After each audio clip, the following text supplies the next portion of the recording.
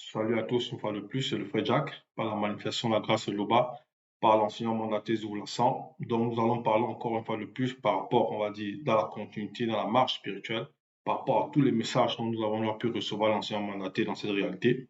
Nous allons aller ici dans le livre de Moutartedi, donc Orientation à l'ouverture de la sagesse. Déjà, c'est dans Kalakambale, Bible, c'est-à-dire le rouleau, la Bible authentique sans erreur ni contradiction. Voilà. Donc ici, dans ce chapitre-là, donc c'est le chapitre 4, nous allons aller dans le chapitre 4, pudeur et respect d'âme, à partir du verset 20. Donc ici, Moutat dit par Mammon, donc Mammon, dans la Bible classique, il l'a appelé sous le nom de Salmon, mais son véritable nom c'est Mammon, donc dans la douceur, ce puissant initié en chef, ce qui est un roi consacré, il a révélé des choses. Donc ici, il va parler de la pudeur et le respect d'âme. Verset 20, observe les circonstances et garde-toi du mal selon le verbe, virgule, n'aie pas honte de toi-même. Point. Oui, donc il dit observe les circonstances. Pourquoi? Parce que dans la marche, dans le quotidien de tous les jours, le verbe nous a révélé qu'il y a des démons de circonstances qui existent, certes dans la réalité occulte, mais ils sont néanmoins là. Donc ils peuvent agir dans le quotidien de la personne et si la personne n'a pas le discernement, elle peut tomber dans le piège de ces démons-là. Mais aussi, il y a d'autres formes de circonstances qui peuvent se manifester. Voilà pourquoi il dit observe les circonstances. Parce qu'il y a des circonstances qui peuvent venir selon le verbe. Parce qu'il y a l'entité aussi des circonstances. On dit l'entité du grand ordre des choses, une entité grand ordre des circonstances qui peuvent être favorables à la personne dans sa marche selon le visible. Voilà pourquoi il dit observe. Donc, il faut distinguer, il faut discerner selon la vérité. Et garde-toi du mal selon le verbe. Donc, il ne faut pas tomber dans le piège là parce que la personne elle-même peut manifester un sentiment, c'est-à-dire qui vient de son propre fond, de sa propre envie, on va dire, de ce qu'elle souhaite, de ce qu'elle désire. Donc, et à cela, elle manifeste ici, dit, et garde-toi du mal selon le verbe. Donc, elle accepte le mal, elle fusionne avec le mal, donc elle manifeste le péché. Et lorsque ce péché-là est, on va dire, lorsque ce péché-là est consommé, il dit, il n'est pas honte de toi-même. Pourquoi? Parce que lorsque la personne manifeste le péché, il y aura quelque chose qui va sortir. Il y a quelque chose qui va sortir de son état. Voilà pourquoi ici, dans le verset 21, toujours, Moutate dit, chapitre 4, verset 21, il dit, car la honte est issue du péché. Point. Donc, par rapport à ce qu'il vient de dire ici, c'est très important de comprendre cela parce que ça, c'est une fréquence qui s'est manifestée bien avant que, on va dire, que nous ne soyons là dans le visible. Donc, la honte issue du péché, on va voir, on va retourner au commencement, c'est-à-dire dans le Béboté dit, le commencement, toujours dans Kalatambale, c'est-à-dire origine. On va aller ici dans Béboté dit chapitre 3. Dans Béboté dit chapitre 3, on va lire ce qui s'est passé dans les temps jadis, c'est-à-dire vraiment au commencement. Donc, Béboté dit chapitre 3, à partir du verset 7. Voilà ce qu'il est dit ici. Il s'agit, on parle de moto et moto, c'est-à-dire le premier homme, c'est-à-dire la dernière entité contre les choses. Donc, lorsqu'il s'est dépouillé pour entrer dans le plan visible, il était par sa volonté, il a fait un corps, c'est-à-dire à partir du limon de la terre, donc le limon de la terre qui est noir. Et il a cette ADN parce que spirituel du contre les choses, parce que c'est la dernière entité du contre les choses. Et on nous dit ici, verset 7, c'est-à-dire après que Mouto soit sorti de lui, dont la première femme et soudain, les yeux de leur esprit s'ouvrirent également du côté de la dimension occulte. Et soudain, pourquoi le soudain là? Parce qu'avant, ils ne voyaient pas ça, ils ne voyaient pas cette dimension occulte. Et ils connurent qu'ils n'étaient plus vêtus de leurs vêtements de lumière propre, virgule, et furent ainsi révélés dans leur obscur principe et furent ainsi révélés dans leur obscur principe. Donc, on parle de l'obscurité, on a parlé de la vision, de pouvoir voir le fait qu'ils aient pu maintenant voir la dimension occulte. Et on nous fait comprendre ici qu'ils ont été révélés dans leur obscur principe. Maintenant, il dit dans la suite, ils furent ainsi révélés dans leur obscur principe. Point. Ils firent alors naître au-dessus d'eux une élévation ombreuse. Ici, pourquoi toutes ces choses se manifestent? C'est parce qu'ils ont manifesté, on va dire, ils ont désobéi à la loi. La loi qui avait été donnée à Moto de ne pas se nourrir, c'est-à-dire du fruit de l'entité, de la connaissance du bien et du mal. Donc, ils ont reçu cet enseignement et à cause de ça, ça a manifesté des choses. On peut comprendre ici, dont la lumière propre, là, ils étaient plus ici, ils étaient plus vêtus de leurs vêtements, donc de cette lumière propre là, donc la gloire là, cette aura, quoique bien après même cela, on va voir, ils ont néanmoins eu autre chose. Il est dit ici, et fut ainsi révélé dans leur obscur principe. Il fit alors naître au-dessus d'eux une élévation ombreuse, voie de tristesse mutuelle et de déchirement. Donc, on montre tous les sentiments qu'ils ont traversés. Donc, ils étaient, le obscur principe s'est révélé. Il fit alors naître au-dessus d'eux. Naître, donc ça n'avait pas encore lieu, cette chose-là a pris naissance. Elle a pris naissance, une élévation ombreuse. Donc, ils étaient comme couverts d'ombre. Donc, c'est comme des formes de vêtements dans le plan dans lequel ils se trouvaient. Voile de tristesse. Donc, il y a un voile maintenant qui les a recouverts aussi. Donc, le sentiment, ils ont ressenti de la tristesse après avoir commis cette désobéissance-là mutuelle et de déchirement. Donc, il y a eu des, il y a eu des remords, ainsi de suite. Et se firent pour leur corps physique des vêtements. Point. Pour cela, ils cousirent ensemble des pailles en matière végétale tressées en guise de ceinture de protection. Donc, on nous fait comprendre ici, lorsque Moto, le premier homme, et Muto, la première femme, ils ont commis le péché, c'est-à-dire ils ont la désobéissance. Donc, c'était la première fois que le péché se manifestait dans le visible. Parce qu'il y avait eu le péché bien avant le visible. Par rapport à Mudima Bobé, c'est-à-dire Satan, c'est-à-dire qui avait désobéi à la loi de son propre fond son propre fond. Donc, ça, c'était dans le visible. Donc, ils ont eu ce qu'on dit là, cet ombrage-là, c'est-à-dire cette tristesse qui les a envahis, donc ce déchirement qui les a envahis, et ils étaient révélés dans leur obscur principe. Donc, c'est des formes de voile qui étaient manifestées. Donc, c'était la honte aussi qui ressortait pour la première fois dans le plan visible. Donc, encore, toujours dans la suite par rapport à ça, on va aller aussi dans le livre de, toujours on continue en Bébotedi, mais on reste en Bébotedi chapitre 39, c'est la suite, donc un de leurs descendants bien plus tard dans le futur, donc un de leurs descendants, connu sous le nom de Soma. Soma, c'est l'un des fils de Tinji. Bon, dans les Bibles classiques, ils l'ont appelé Judas, dans les Bibles classiques Soma, mais son vrai nom oui, son vrai nom c'est Soma, voilà. C'est un des fils de Tinji dans les Bibles classiques. Tinji, c'est le vrai nom de ce patriarche. Ils l'ont appelé Jacob dans les Bibles classiques. Ici, on va voir un peu son histoire. Dans cette histoire-ci, à partir du verset 16, on va comprendre que il avait des fils un de ses fils a épousé une femme, après il est décédé, ainsi de suite. Pour ceux qui ne connaissent pas l'histoire, je vous exhorte à commander Bible, Kalatambali, dans les éditions de la Maintenant, on va comprendre ici que cette femme-là, elle voulait à tout prix un mari, et elle voulait que l'un des fils, selon la fausse loi qui leur avait été donnée à cette époque-là, qui était un des petits frères de son défunt mari, puisse maintenant la prendre pour épouse. Alors, elle va essayer de user de duperie, de ruse, pour amadouer son beau-père, donc Soma ici. On va lire le verset 16. Il est dit, lorsque Lende apprit que son beau-père allait à Nyangor Tongo pour voir ceux qui tondaient des moutons, ses moutons, virgule, elle quitta ses habits de veuve, donc vous voyez. Donc, elle aussi a enlevé des vêtements. Elle a enlevé des vêtements, et on nous dit ici, donc parce qu'elle va entrer dans une autre fréquence. Elle va changer d'état. Se couvrir le visage d'un voile et alla s'asseoir à l'entrée des Missor. Donc, c'est ça ici, qui est sur le chemin de Nyongo Tongo. Point. Verset 17. En effet, elle s'était rendue compte que Mouka était devenu adulte. Mouka, c'est qui? C'était on va dire, le dernier garçon de Soma. Donc, elle voulait qu'il la prenne pour épouse.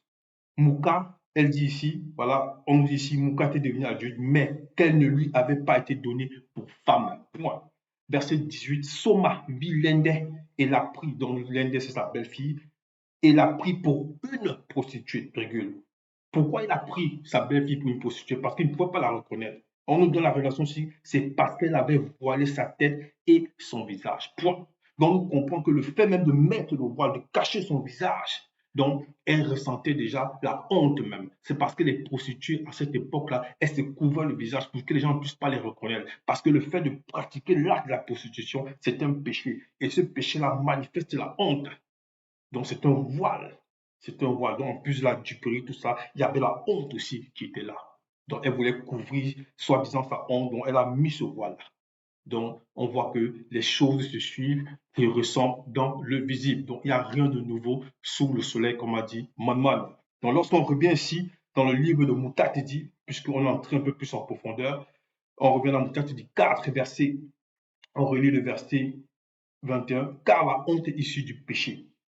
Voilà, verset 22, ne te fais pas mauvais visage à toi-même. Donc ici, là, ne te fais pas mauvais visage à toi-même n'aie pas honte au point de tomber. Donc, ici, on ne nous a jamais dit que Moto, après qu'il ait commis la faute, c'est-à-dire c'était la seule et unique faute qu'il ait commise, c'est-à-dire se laisser initier par l'entité, la connaissance du bien et du mal, il n'a plus commis de péché. Donc, il n'a pas eu honte au point de tomber. Il n'a pas eu honte au point de tomber. Il est resté debout. Parce que s'il n'était pas resté debout, aucun de nous aussi ne serait dans le visée. Et c'est ça qu'on dit ici. Donc, si toi, tu commets une faute et que tu ressens des remords, tu ressens des tribulations, donc ici, ne laisse pas cette honte-là, à cause de ce péché, terminer. Ne laisse pas cette porte-là, en gros, te faire entrer dans d'autres fréquences.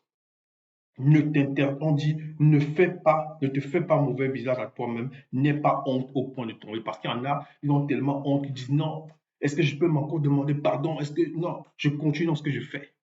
Si c'est un gars qui fume, ou bien qui pratique le péché de la masturbation, il va dire oui, mais je vais continuer dedans parce que dans tous les cas, est-ce que si je prie, on va me pardonner?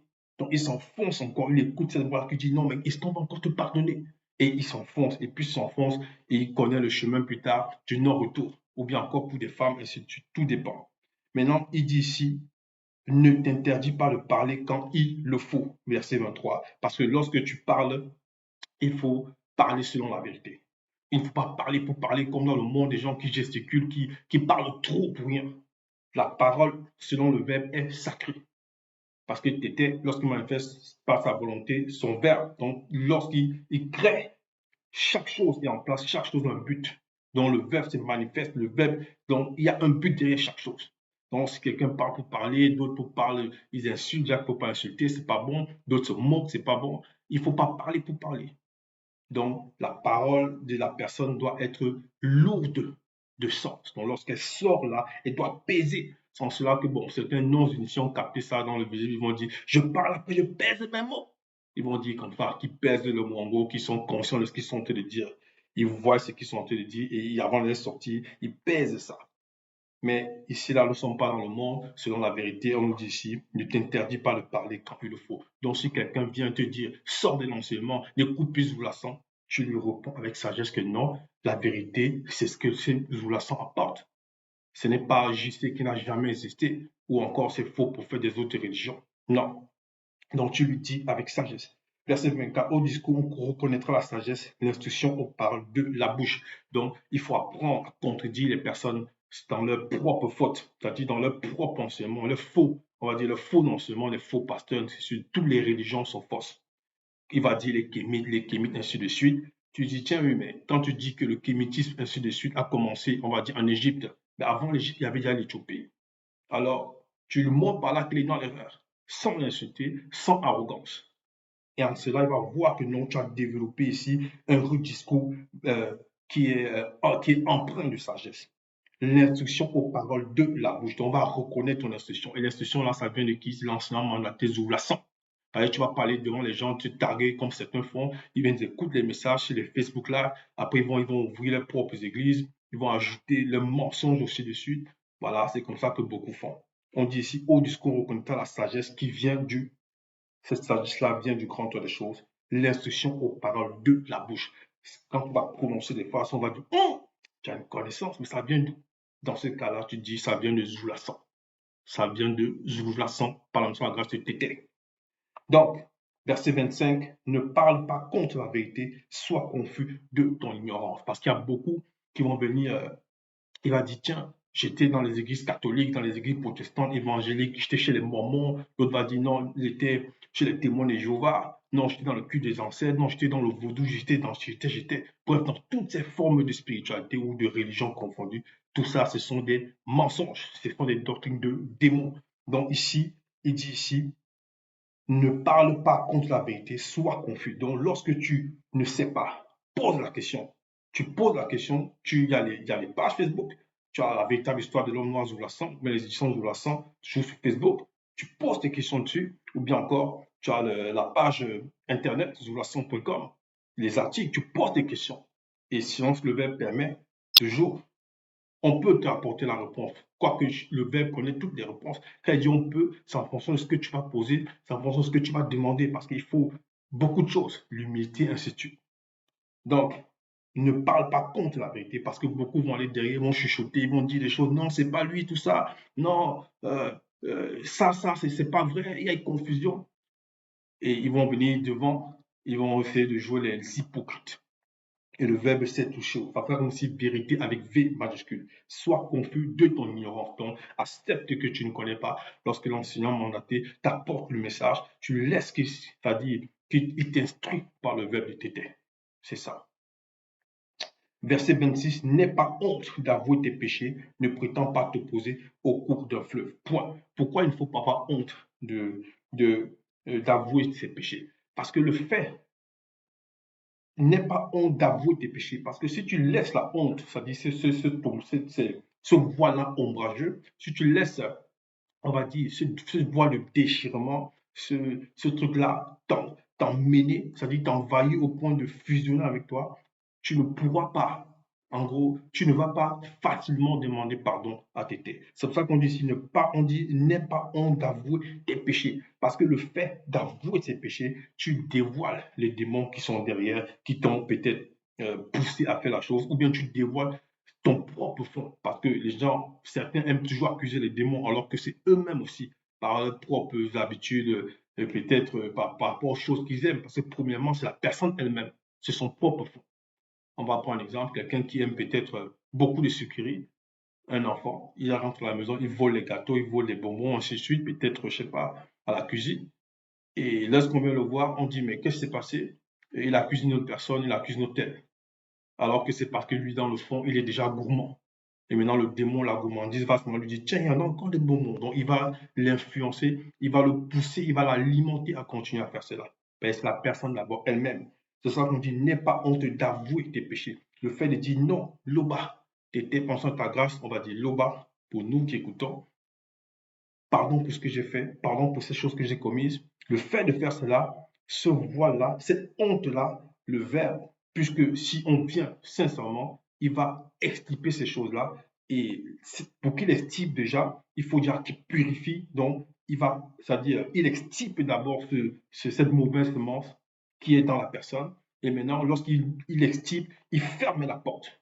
Il extirpe, il ferme la porte. Donc, si tu veux peut-être, on va dire, nettoyer ta maison, la nature nous enseigne cela. Tu ne vas pas fermer la porte et avec toute la saleté à l'intérieur. Donc, tu vas d'abord nettoyer, ainsi de suite, balayer, je ne sais pas trop, aspirer. Tu vas peut-être essuyer le sol, bref, en fonction de ce que tu as chez toi. Et une fois que tu as nettoyé, tu fermes la porte. Donc, c'est comme ça que ça se passe. Donc, il faut avouer. Le fait d'avouer là, on extirpe la sémence là et on ferme la porte dans la purification. On va voir un exemple ici par rapport toujours au patriarche Moto, donc toujours dans Bébouté dit parce que tout se manifeste là au commencement. Et ici là, voilà ce qu'il dit ici. Donc ici c'est Moto et Muto qui ont été questionnés par Moutatedi, c'est-à-dire l'entité qui guide les initiés. Pourquoi vous faites les choses? Pourquoi avez-vous désobéi à la loi qui vous avait été donnée, c'est-à-dire de ne pas recevoir l'enseignement de l'entité, la connaissance du bien et du mal? Et ils ont répondu. Et en fonction de ce qu'ils ont répondu, le verbe, en gros, Moutatedi, bref, qui sait ces choses-là, qui sait pourquoi Moto a agi ainsi, le verbe lui accorde la grâce. Nyamala me fait la grâce. Et ici, là, on nous fait comprendre dans le verset 21, ensuite, Loba, par la malédiction de sa volonté, créa pour Moto et pour sa femme intellectuelle, des protections contre les éléments cosmiques et naturels qui surgiront dans leur période, des tuniques mystérieuses de peau. Puis il les a revêtis avec soin par l'intermédiaire de Mutateti. Donc on nous fait comprendre ici, par la volonté de Loba, il a créé pour Moto et pour sa femme intellectuelle des protections. Donc il leur a fait des vêtements, c'est-à-dire pour la fréquence dans laquelle il se trouvait. Et on sait que ce qui était fait est indestructible, ce qui était fait ne meurt pas. Donc ça ne varie pas, ça ne change pas d'un iota, ça ne se dégrade pas. Donc c'est là pourquoi lorsque la personne prie, demande pardon, le verbe extirpe la mauvaise semence, le verbe extirpe, c'est-à-dire purifie la personne et la sort de cet état en fermant la porte. Voilà pourquoi il faut pas avoir honte de demander pardon. Donc, verset, on revient ici, Moutate dit 4, verset 26, on continue, ne prétends pas te poser à un cours, au cours d'un fleuve. Oui, parce que ce que la loi Ce que était dans sa volonté établie par son verbe ne change pas. Tu peux parler contre la loi de l'université, c'est impossible. Avant même que tu ne sois là, cette loi était déjà là. Verset 27, ne t'abaisse pas devant un insensé, ne te laisse pas influencer par le puissant. Oui, on va voir beaucoup, ça dit, ils vont peut-être par, on va dire, faiblesse pour certains, ou bien parce qu'ils ont envie des choses, parce que c'est toujours ça, en fait, le combat. Il combat quelque chose, alors il voit un homme qui vient vers lui, qui dit, tiens, on dit ici, ne t'abaisse pas devant un insensé. Il dit, tiens, moi, je suis riche, tout ça. Bon, je te donne l'argent et ils appellent ça peut-être en Afrique, certains m'ont dit la caraco, bien certains m'ont dit, ben, euh, tu vas chanter pour lui, tu vas faire ceci. Alors, parce que tu penses qu'il a un peu d'argent, tu te mets à chanter, tu dis, oh, président, oh, mon père, oh, ceci, bref, tu t'abaisses devant ces personnes, tu es même carrément en train de l'adorer. C'est ce qu'on va voir, des gens qui vont chanter pour d'autres, ils vont les vénérer dans les musiques, ainsi de suite. Donc, ils s'abaissent même dans le plan physique et dans le plan même spirituel. Ils vont les idolâtrer même. Et ça, c'est mauvais, c'est très mauvais. On ne te laisse pas influencer par le puissant. Donc, on va voir peut-être des personnes qui vont se dire, tiens, celui-ci est trop riche, il a beaucoup d'argent. Comme il a beaucoup d'argent, il va dire, tiens, moi, je vais peut-être, ça dit, ce riche-là, peut-être va dire, comme il est riche, il va expliquer à celui-là comment il a fait pour être riche. Il dit, non, moi, je chante corrompre les gens, je fais comme ceci. Ou il va dire, moi, je vends la drogue, tout ça. Et cette personne va dire, non, il est puissant, il est riche. Donc, s'il est faible, il va se laisser influencer, il va se dire, bon, montre-moi comment on fait pour pratiquer ces abominations. Montre-moi comment on fait pour voler. Montre-moi comment on fait. Ou bien, il va seulement le suivre. Il va se laisser influencer. Et ça, ce n'est pas bon.